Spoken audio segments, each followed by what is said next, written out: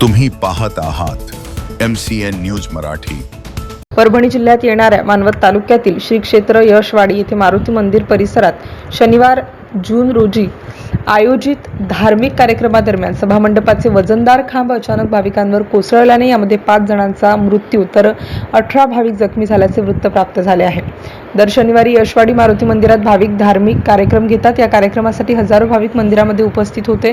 दरम्यान 3 वाजेच्या सुमारास सभामंडप पूर्णपणे गर्दीने भरलेला असतानाच अचानक मंदिरातील खांब कोसळल्याने मंडपात असलेले 25 ते 26 भाविक त्याखाली दबले। या प्रसंगी इतर उपस्थितांनी क्षणाचाही विलंब न करता मदतकार्य सुरू केले। मात्र ढिगाऱ्याखाली अडकलेल्या भाविकांना बाहेर काढताना वजनदार दगडांमुळे अडचणी येत आहेत।